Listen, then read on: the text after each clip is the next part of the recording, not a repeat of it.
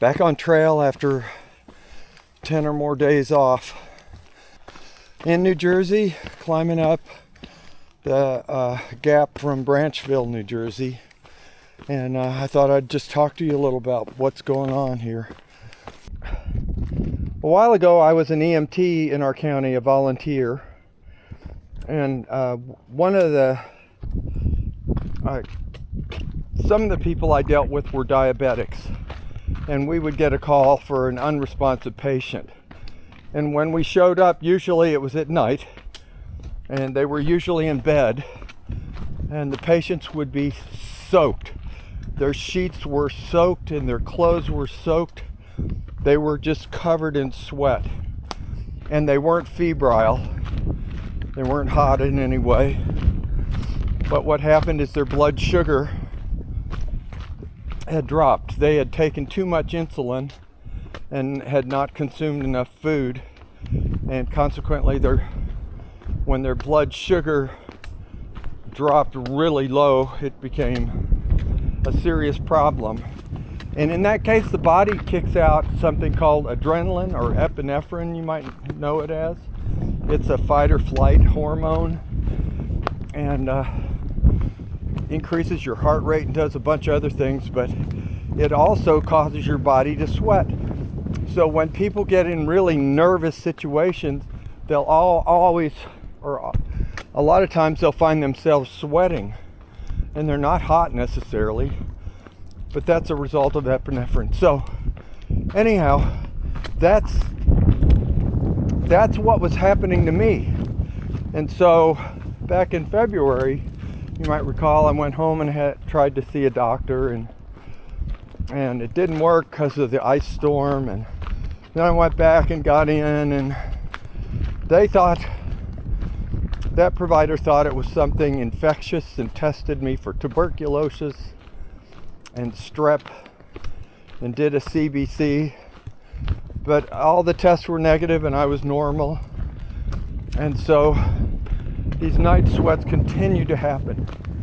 And these night sweats, in my case, are not just an annoyance, right? I can't just wash the sheets and go to my closet and get more clothes. When it's happening to me, I'm in a down sleeping bag and it's 20 degrees or colder. And you might not know this, but insulation or down insulation does not work when it's sopping wet. You know, if your clothes are soaked and you're outside, you're gonna freeze to death if it's cold. So I was finding myself in hypothermic situations, and it was getting worse and worse. So I made it up to New Jersey, and I thought, oh good, spring's here. You know, things are warming up. I don't need to worry so much about this. And then I woke up in the middle of the night. It was in the low 20s. I was at Brink Shelter, and I was soaked, and I was freezing. So I stripped down, put on my last set of dry clothes, and hung my sleeping bag out, and spent the rest of the night awake trying to get things dry so I could get on the trail. And you'll probably notice sometimes, well, I'm not the most handsome guy, but some mornings I look like I haven't slept at all. My face is all puffy and droopy. Well, that's because I haven't hardly slept at all. You know, if you wake up at 1 or 2 and you're soaked and you have to try and dry things out, then that's the end of the sleep period for you. But anyhow, I went to urgent care places and other providers and had all kinds of tests done for tick-borne illness and hormone things, you know, male menopause, thyroid issues. All the tests were negative. There was no no big red flags anywhere. So I looked into getting a new primary care physician, and the guy was not warm and fuzzy, but he listened to me, and I could tell he was thoughtful and that he was a problem solver. And he, right off the bat, he said, I don't know that I can have an answer for you, but he said, this is what I'm thinking. And what he came up with is that it was a nutrition problem. Basically, in the course of my training and my hike, I have depleted all the body fat that I had once had, and all the glycogen stores in my liver were used up. And so I was pretty much running on what I was eating. And I was trying to, especially at nighttime, eat a lot so I could maybe put on a little fat and maybe have a little bit of body stores.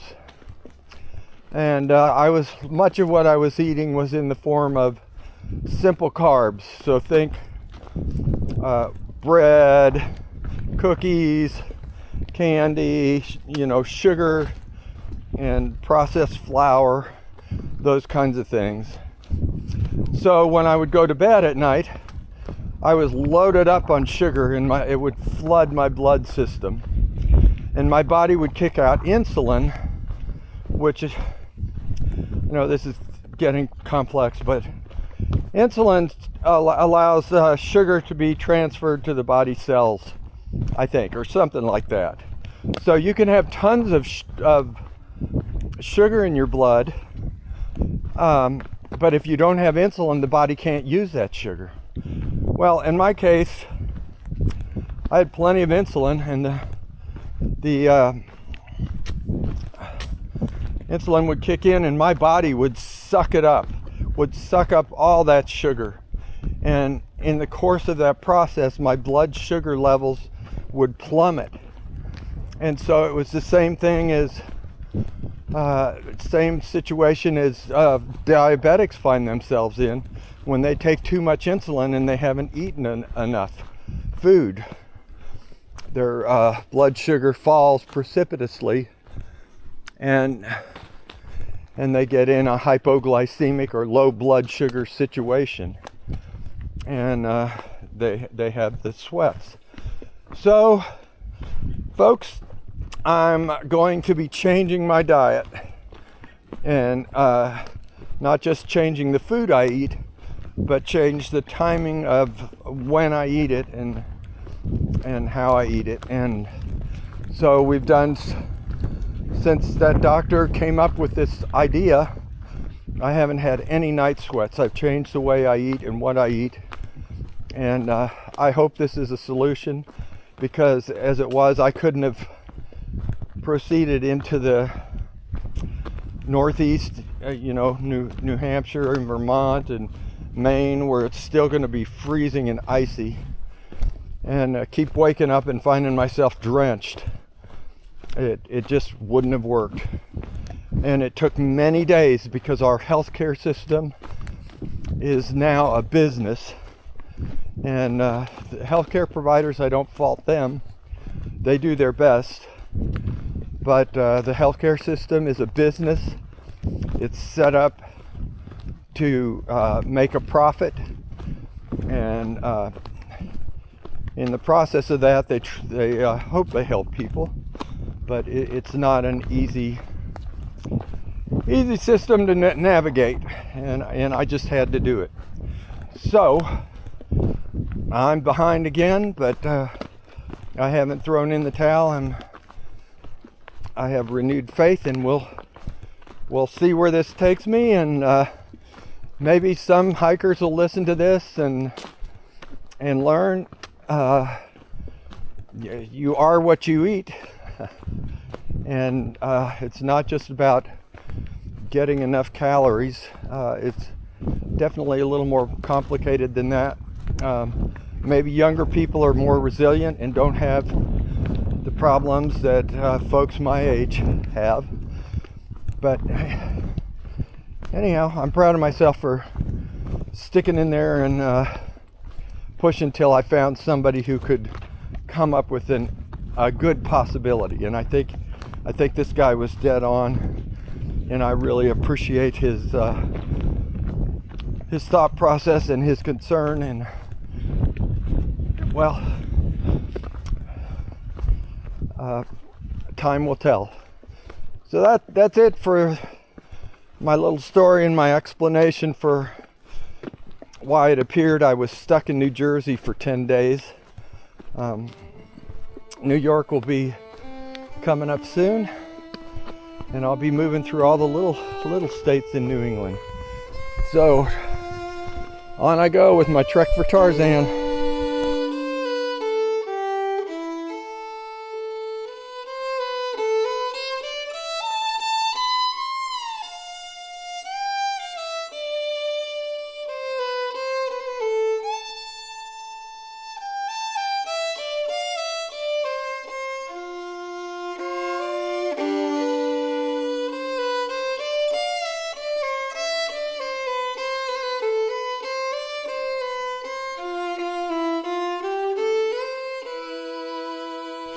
To start with, I got to get something off my chest, because I talked about Charles and his case, and I got something wrong.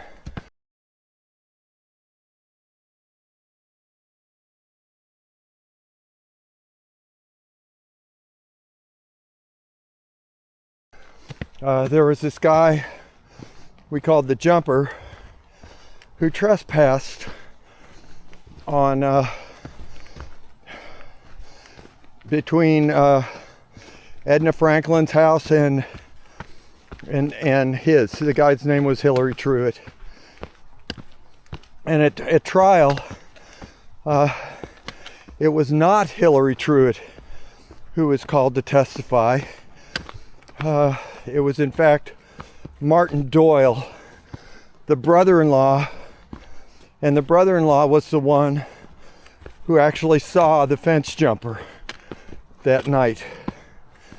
And on the stand, Doyle originally gave a description of the hiker being around 6 feet tall and having long black hair. But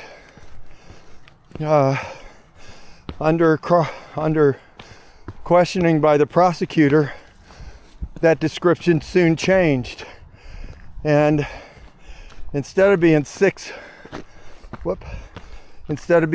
feet tall and having long black hair, he began to look a whole lot like Charles, his physical description. So the prosecutor got him to change his testimony on the stand.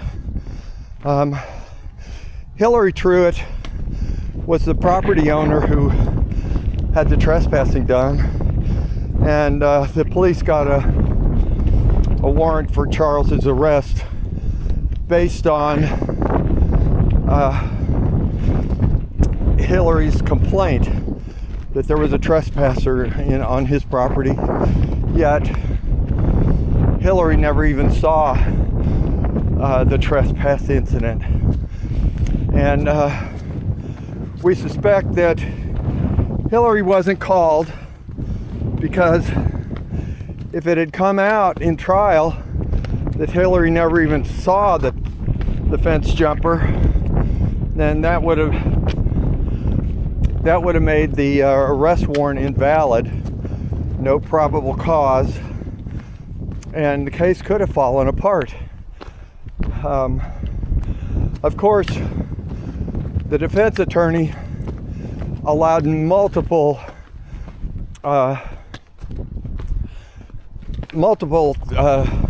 problems go by without objecting, and he probably wouldn't have objected to Hillary's testimony or even made the connection that the arrest warrant was problematic.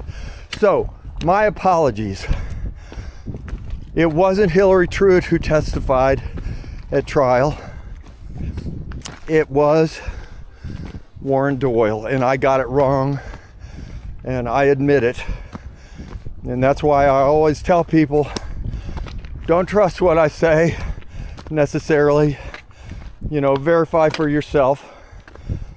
But back to the trail.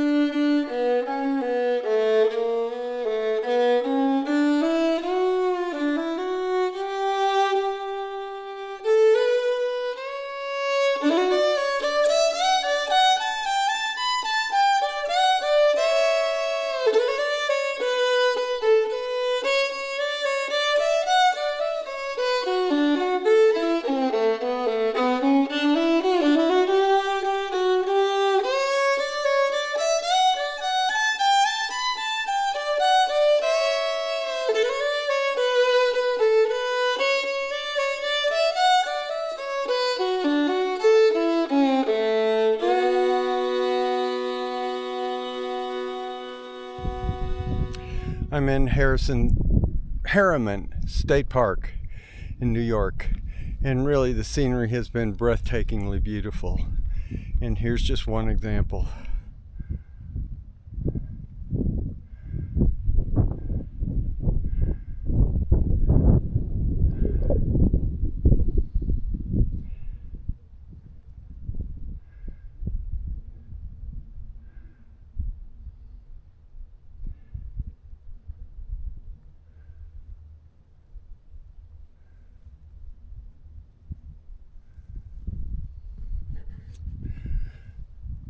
The rocks haven't been beautiful, but that's a common theme. The hike today has been, instead of following along ridges, we're cutting across the grain and going up and over and up and over and up and over ridges. But I'm sure there's a reason they're doing that.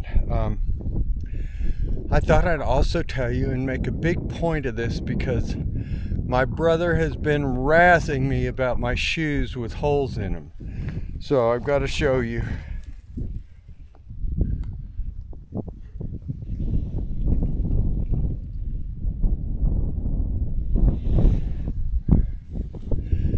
I got new shoes, even though those others only had about 850 miles. Yikes, my bad.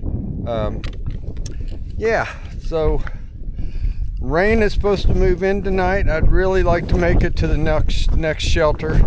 So I'm going to be pushing, trekking for Tarzan. I have no recollection of what I'm seeing. Back in 2019, I sure don't remember this, but check it out. Looks like the trail is disappearing into the rocks.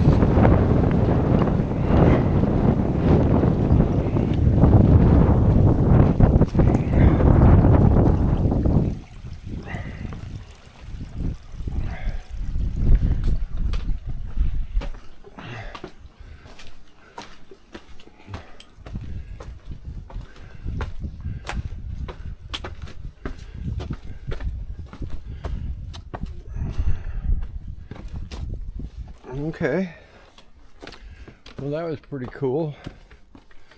Not sure what we do now.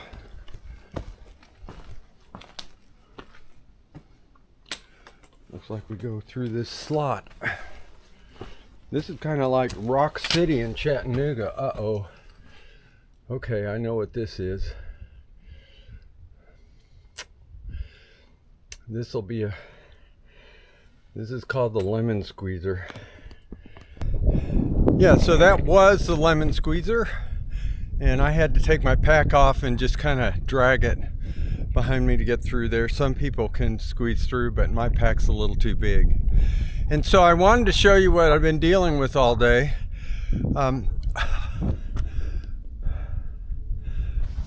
Off in the distance you'll see a long ridge, and that's what I'll be going over next.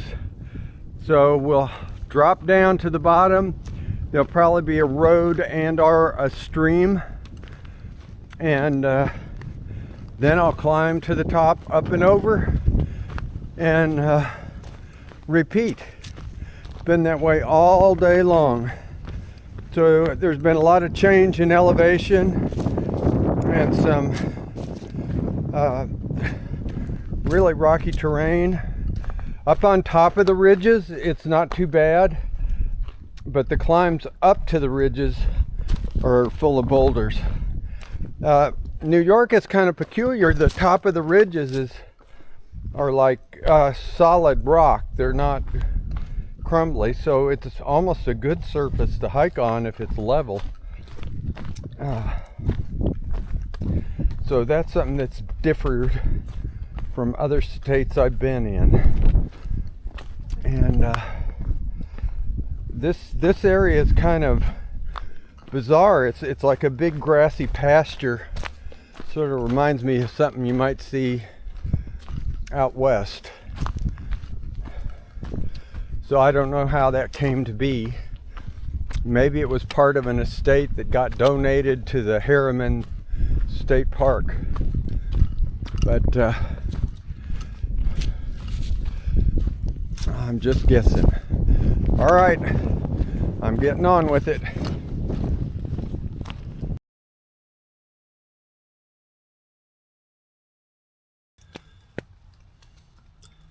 Good morning. I'm in my tent, camping illegally in New York.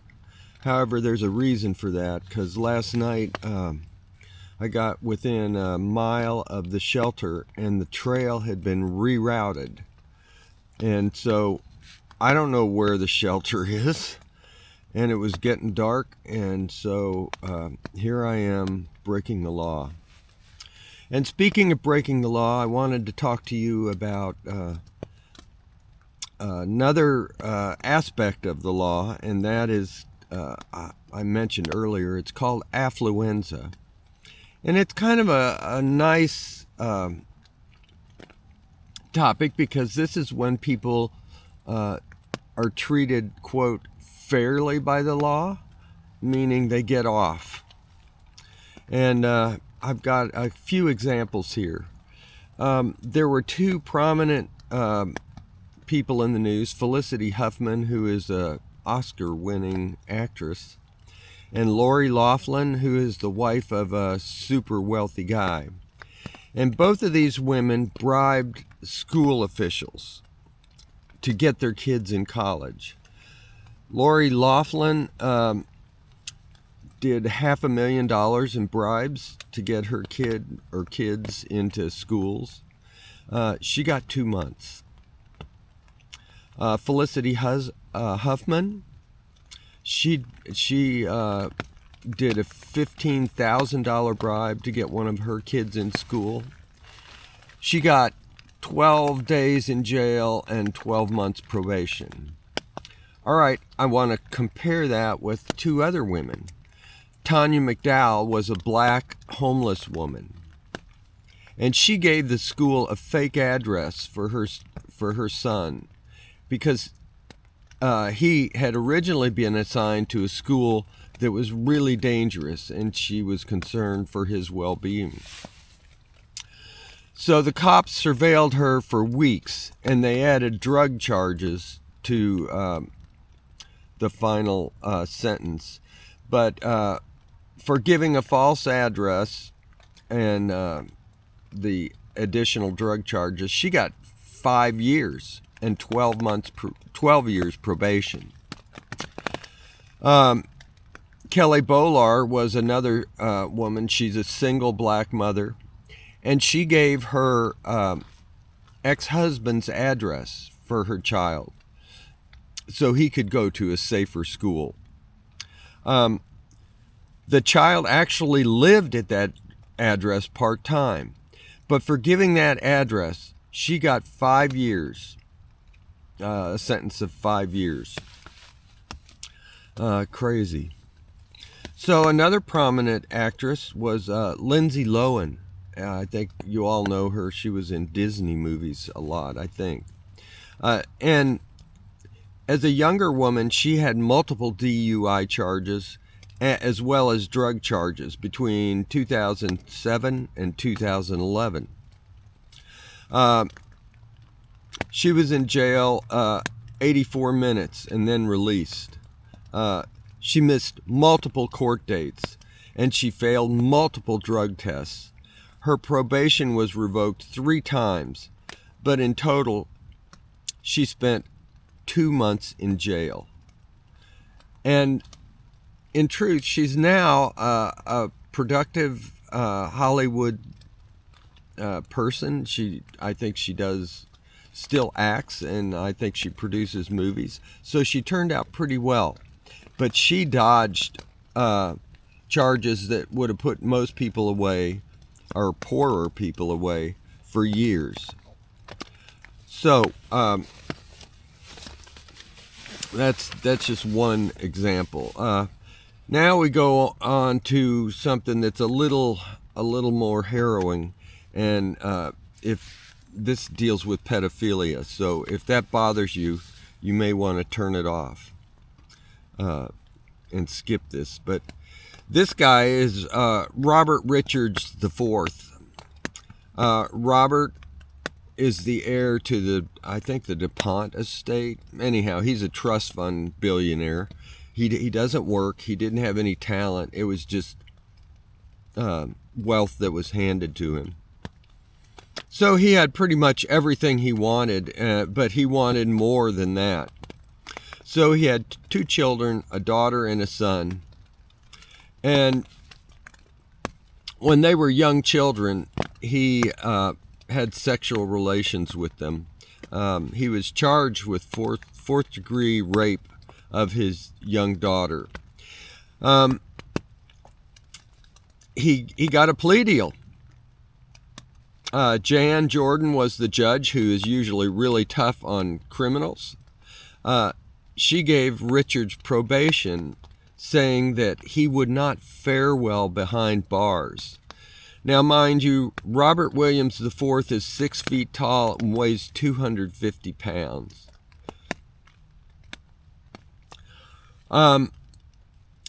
He was ordered to attend court-ordered treatment as an inpatient at an inpatient resort. He never attended any of that. So you see, there are different standards for the wealthy, and more prominent people.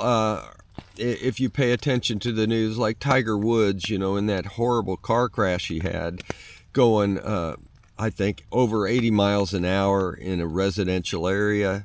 They had a black box in his vehicle to document that. Was he charged?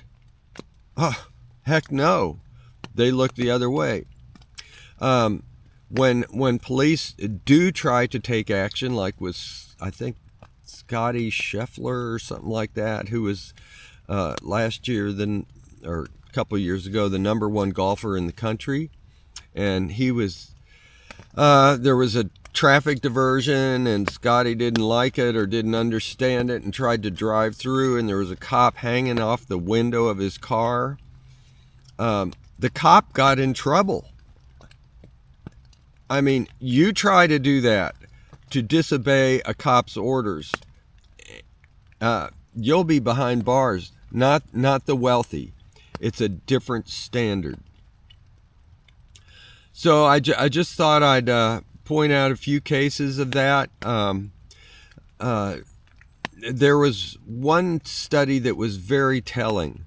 The Brennan Center reported it.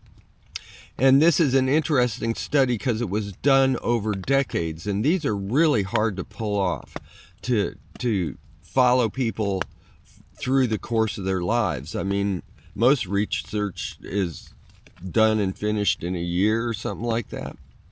But anyhow, they took two populations of people. One population was in the upper 10% of the economic scale. The other 10% was in the very bottom. And they found that these, and it was boys, I guess, young boys. So the young boys in the lower 10% economic bracket, 20 times more likely to be in jail in their 30s than the people in the upper 10%.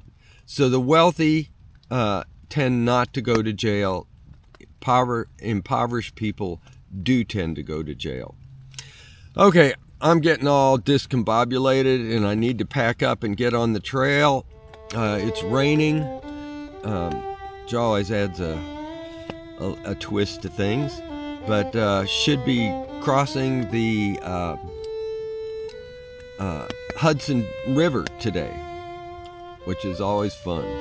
Okay, on my trek for Tarzan, talk at you later.